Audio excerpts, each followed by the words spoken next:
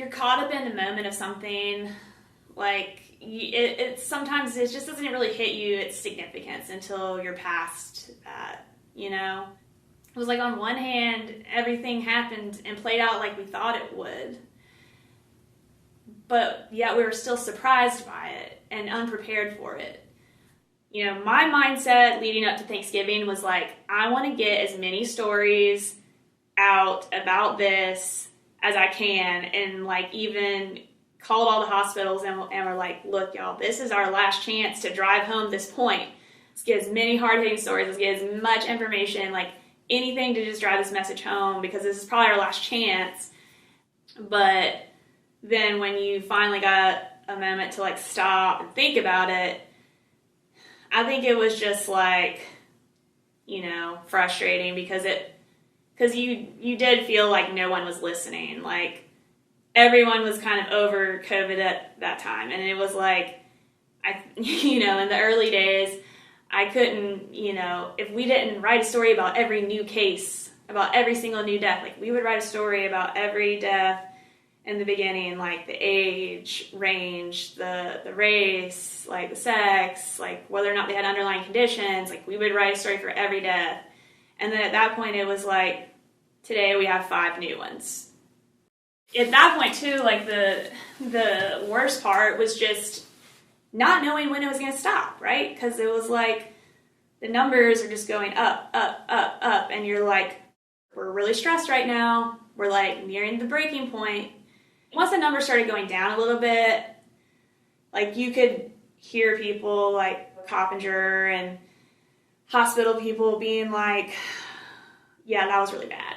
I mean, it wasn't like New York City bad, but it was very taxing. I mean, they were pushed to the brink. And I think we're just lucky here in Chattanooga that it's like we've got a lot of healthcare and more capacity than most cities our size. So like that saved us. But this healthcare system has been at this for almost a year at this point. So like, I mean, I felt this in my own reporting, like the beginning, like that March, April, May, I mean, we were just going on adrenaline. Like it was, you know, crisis mode. Like you just kind of kick into that mode, and this is the most important thing I'm doing in my life. I'm covering this every day. Every day's breaking news. You know, like just follow the story. And I think like everyone was doing that. Like, but then by the time it got really bad, like we were all tired. Like, I mean, I think one of the hardest things in this process has been like that it's like a protracted crisis, whereas, you know, most of the time in journalism, I can't really think of another time that it's not this case. You have a crisis, a tragic event, it happens, you cover it, and then you like regroup and then say you're going to do a 1-year anniversary or a 5-year anniversary. But that just hasn't happened for this because the crisis has not slowed down. You know, it's like been happening this entire time, and it takes on new forms, right? Like whether we're kind of, you know, in the testing crisis or the surge or the vaccine, you know, it's different phases, but it's still ongoing and it never slows down. So you don't really have time to process and get a game plan. So, yeah, that's kind of how I feel like the 1-year anniversary story, which may be fitting, it's just another story in this year of stories. I actually got to go into the COVID unit a couple weeks ago and like spend a couple hours in the ICU and on the COVID floor. And, you know, that's like one of the hardest things about covering this, and I'm sure it's the hardest thing about just living it, no matter who you are, is like so much of what happens in the course of this disease is a mystery, especially like the serious side of it, right? Like it's behind closed doors, and you know, it's if you're having to like face something and see it, then you're going to have a different response versus like if it's out of sight, out of mind kind of thing. And like, I think, that has always been a challenge is conveying how serious this is, but not being able to show people how serious it is. And, there's a lot of reasons for that. And I think, I wish that more hospitals had been able to find ways to let journalists in, because I think that was like a really important piece of the story that was missing. And even though we had pictures and videos from like, other places, it resonates different when it's your own community and your own hospital that like these images are coming from. And, not having that was a huge part of the story that was missing, and like made it harder to like, especially with disinformation and skepticism, like it made those battles even harder to overcome. But once I finally got to go into the COVID unit and see for myself, I've been thinking like for a while, like why can't they just let family members in there? Because it seems so cruel, especially once PPE wasn't a shortage, like keep them from their loved ones. But I will say, like, once I went in there, I kind of got it, because these patients, especially in the ICU, they are so sick. And it is so hard to, like, care for them and do the PPE thing. It's just, like, I spent, like, a couple hours there and, like, watched people do it over and over and practiced it myself. And still, kind of messed it up, So it's like there's no way that with the high level care these patients need, that these providers, clinicians could be balancing like the patient care with the families.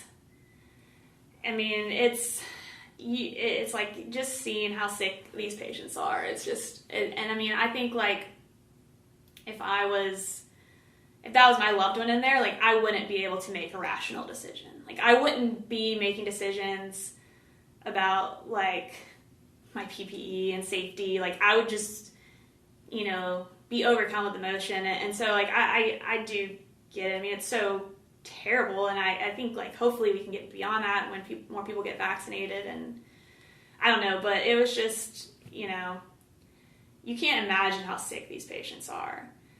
I like asked the on-call doctor, I was like, so is their breathing, is that the machine doing that? And he's like, no, that's them. That's just how much they're struggling to breathe.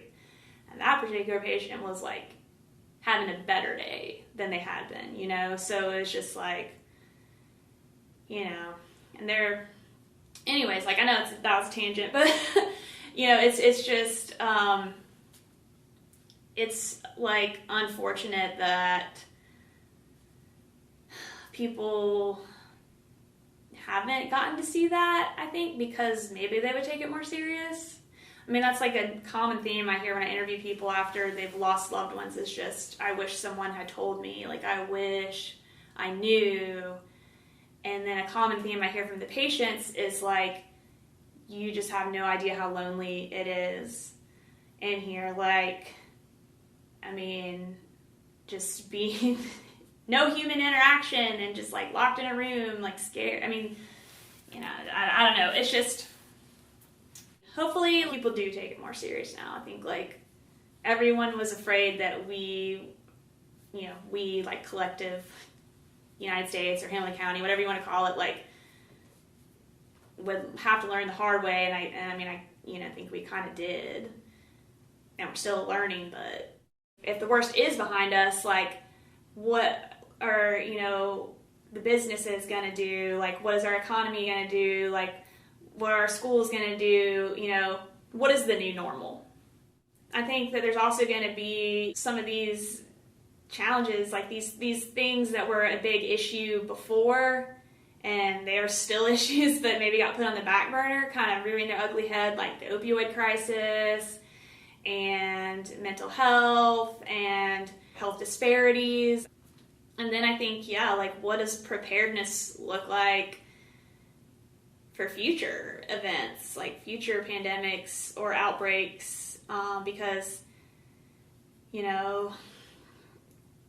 I think a lot of times what happens with these public health crises is that in the moment they get a lot of attention, funding gets funneled at them or thrown at them, and then once the memory starts to fade, that interest fades, the funding fades, and I think that's, a big question I have is just like, okay, well, are we going to go back to how it was before? Are we going to actually do something different? And then what would that look like? And where would the funding come from? Because, we know public health has been underfunded for a while. And, it's just